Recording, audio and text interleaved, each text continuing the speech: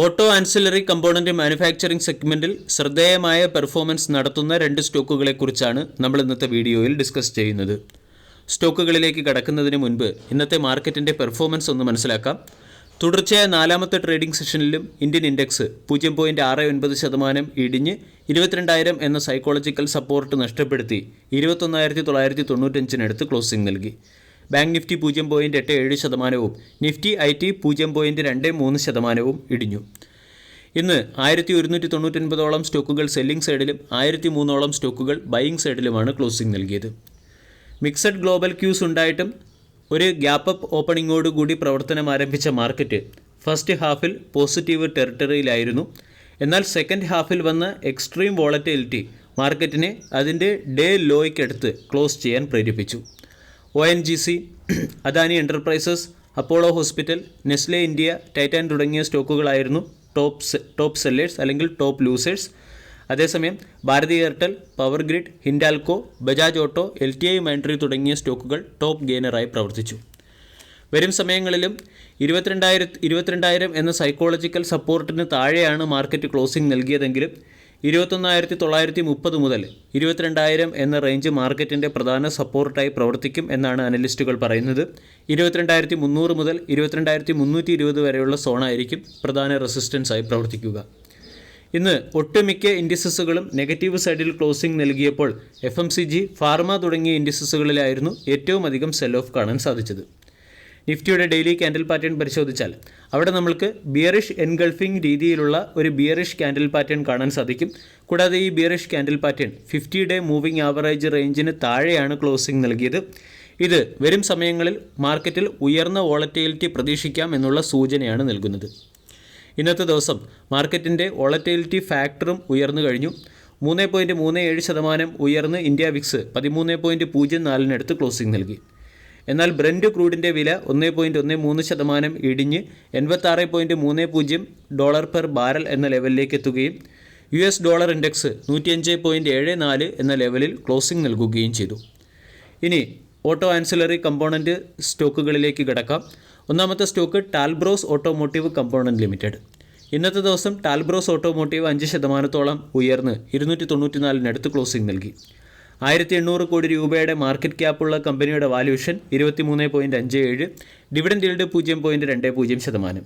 52 week high 346, 52 week ഹൈയിൽ നിന്നും stock considerable ഡിസ്കൗണ്ടിലാണ്. 52 വീക്കിലോ 86. 1,800 കോടി രൂപയുടെ മാർക്കറ്റ് ക്യാപ്പുള്ള ടാൽബ്രോസ് ഓട്ടോമോട്ടീവ് കമ്പോണൻറ്റിന് 1,000 കോടി രൂപയുടെ ഓർഡർ ലഭിച്ചു എന്നുള്ളതാണ് സ്റ്റോക്കിനെ സംബന്ധിക്കുന്ന പ്രധാന അപ്ഡേറ്റ്. യൂറോപ്യൻ OEM കമ്പനിയിൽ നിന്നാണ് കമ്പനിക്ക്, അതായത് ടാൽബ്രോസ് ഓട്ടോമോട്ടീവ് എന്ന കമ്പനിക്ക് 1,000 കോടി രൂപയുടെ ഓർഡർ ലഭിച്ചത്.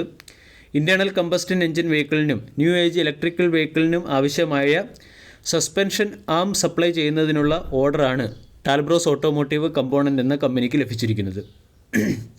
ടാൽബ്രോസ് ഓട്ടോമോട്ടീവിൻ്റെ സബ്സിഡറി കമ്പനിയായ മരേലി ടാൽബ്രോസ് ചേസിസ് സിസ്റ്റം ലിമിറ്റഡ് എന്ന കമ്പനി വഴിയാണ് ടാൽബ്രോസിന് 1,000 കോടി രൂപയുടെ ഓർഡർ ലഭിച്ചത്. കഴിഞ്ഞ വർഷവും ടാൽബ്രോസിന് ഏകദേശം 980 കോടി രൂപയുടെ ഓർഡർ വിവിധ സെഗ്മെൻറ്റിൽ നിന്നും ലഭിച്ചിരുന്നു. ഇതിൽ 475 കോടി രൂപയുടെ ഓർഡർ ഇലക്ട്രിക് വെഹിക്കിൾ സെഗ്മെൻറ്റിൽ നിന്ന് മാത്രമായിരുന്നു. കൂടാതെ കഴിഞ്ഞ വർഷം കമ്പനി 415 കോടി രൂപയുടെ ഓട്ടോമോട്ടീവ് കമ്പോണൻറ്റുകൾ എക്സ്പോർട്ട് ചെയ്യുകയും ചെയ്തു. ടാൽബ്രോസ് ഓട്ടോമോട്ടീവ് എന്ന company passenger vehicle, commercial vehicle, 2 wheeler, 3 wheeler, agriculture machinery, of loaders, industrial vehicle തുടങ്ങിയ എല്ലാ വെഹിക്കിൾ സെഗ്മെൻറ്റിനും ആവശ്യമായ ഓട്ടോ കമ്പോണൻറ്റ് മാനുഫാക്ചർ ചെയ്യുകയും സപ്ലൈ ചെയ്യുകയും ചെയ്യുന്ന കമ്പനിയാണ്.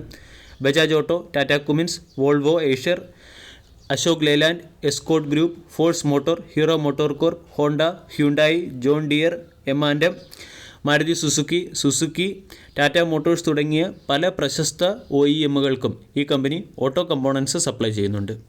ടാൽബ്രോസ് ഓട്ടോസിനെ സംബന്ധിച്ചിടത്തോളം 315 ഒരു പ്രധാന റെസിസ്റ്റൻസ് ആണ്. ഈ 315 മുകളിൽ സ്റ്റോക്ക് ക്ലോസിംഗ് നൽകുകയാണെങ്കിൽ അവിടെ നമ്മൾക്ക് ഒരു ബ്രേക്കൗട്ട് പ്രതീക്ഷിക്കാം. സ്റ്റോക്ക് ദീർഘകാലമായി 250-നും 315-നും ഇടയിൽ കൺസോളിഡേറ്റ് ചെയ്യുന്നു. സ്റ്റോക്കിനെ സംബന്ധിച്ചിടത്തോളം 280 പ്രധാന സപ്പോർട്ട്. രണ്ടാമത്തെ അപ്ഡേറ്റ് രാംകൃഷ്ണ ഫോർജിങ്സ് ലിമിറ്റഡുമായി ബന്ധപ്പെട്ടതാണ്. ഇന്നത്തെ ദിവസം രാമകൃഷ്ണ ഫോർജിങ്സ് ഇൻട്രാഡേയിൽ 5% ഉയരുകയും 1.3% ഉയർന്ന് 735 ക്ലോസിംഗ് നൽകുകയും ചെയ്തു. 13,000 കോടി രൂപയുടെ മാർക്കറ്റ് ക്യാപ്പുള്ള കമ്പനിയുടെ valuation 38.37, dividend yield 0.27%, 52 week high 814, 52 week low 292, stock 793 trade ചെയ്യുന്നു. USA ഏറ്റവും വലിയ ഇലക്ട്രിക് പാസഞ്ചർ വെഹിക്കിൾ കമ്പനിയായ ടെസ്ലയിൽ നിന്നും രാമകൃഷ്ണ ഫോർജിങ്സിന് പവർ ട്രെയിൻ കമ്പോണൻ്റ് സപ്ലൈ ചെയ്യാനുള്ള ഓർഡർ ലഭിച്ചതിൻ്റെ പശ്ചാത്തലത്തിലാണ് രാമകൃഷ്ണ ഫോർജിങ്സ് എന്ന സ്റ്റോക്ക് ഇൻട്രാഡേയിൽ 5% ഉയർന്ന് സ്റ്റോക്ക് 764 രൂപ എന്ന ലെവലിനടുത്ത് 764 എന്ന ഇൻട്രാഡേ ഹൈയിലേക്ക് ഉയർന്നത്.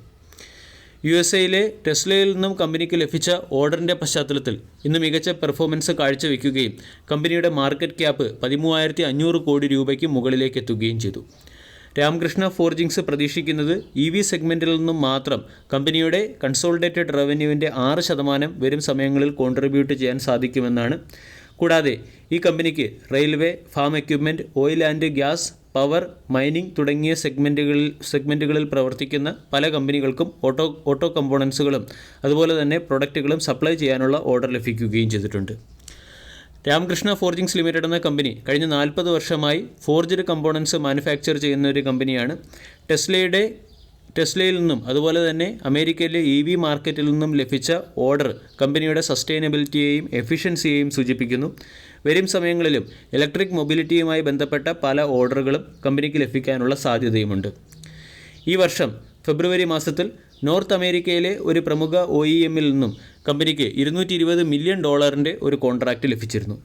ഇതോടൊപ്പം തന്നെ കമ്പനി motor controller, e axle and transmission തുടങ്ങിയ പുതിയ പ്രൊഡക്റ്റുകൾ ഡെവലപ്പ് ചെയ്യുകയും ചെയ്യുന്നു. ഈ ന്യൂസിൻ്റെ പശ്ചാത്തലത്തിൽ രാമകൃഷ്ണ ഫോർജിങ്സ് ലിമിറ്റഡ് എന്ന സ്റ്റോക്കിനെ ശ്രദ്ധിക്കാം. സ്റ്റോക്കിനെ സംബന്ധിച്ചിടത്തോളം 800 പ്രധാന റെസിസ്റ്റൻസ്, 800 എന്ന ലെവൽ സ്റ്റോക്ക് ബ്രേക്ക് ചെയ്യുകയാണെങ്കിൽ ബ്രേക്കൗട്ട് ട്രേഡിങ്ങിന് വേണ്ടി സ്റ്റോക്കിനെ പരിഗണിക്കാവുന്നതാണ്. സ്റ്റോക്ക് കഴിഞ്ഞ ഒരു വർഷമായി 700-നും 800-നും ഇടയിൽ കൺസോളിഡേറ്റ് ചെയ്യുന്നു. റീസെൻ്റ്ലി 700 എന്ന സപ്പോർട്ട് ബ്രേക്ക് ചെയ്തെങ്കിലും സ്റ്റോക്കിന് 600 എന്ന ലെവലിനടുത്ത് സപ്പോർട്ട് ലഭിക്കുകയും വീണ്ടും 735 എന്ന ലെവലിൽ സ്റ്റോക്ക് ക്ലോസിംഗ് നൽകുകയും ചെയ്തിട്ടുണ്ട്. ഇവിടെ നിന്നും 800 എന്ന റെസിസ്റ്റൻസ് ടെസ്റ്റ് ചെയ്യാനുള്ള സാധ്യത കൂടുതലാണ്. വീഡിയോ എല്ലാവർക്കും ഇഷ്ടമായി എന്ന് വിശ്വസിക്കുന്നു. താങ്ക്